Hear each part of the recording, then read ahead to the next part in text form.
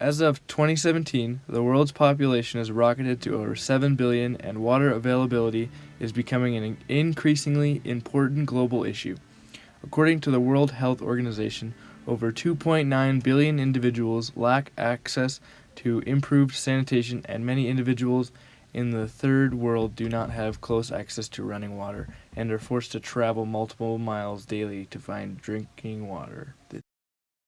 In the case of those living near the Ganges River in India, the watershed which supports more people than any other in the world, almost no regulation of the watershed occurs, and people routinely wash in the river and dump the cremated remains of deceased Hindus.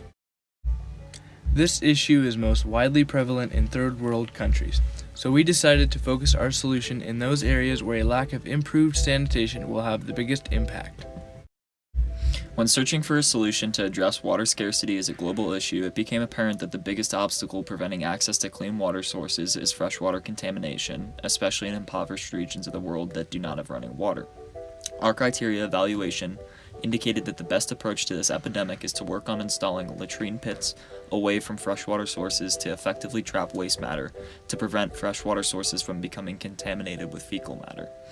This solution is by far the most cost-effective and simple solution that is also very widely applicable to different environments and regions that suffer from freshwater contamination. Although installing latrine pits would go a long way in taking the first steps to address water scarcity, we realized through our research that one isolated factor cannot solve the many complexities of water scarcity. In order to make steps toward improving overall freshwater quality, we need to focus funding on the overall development of impoverished regions.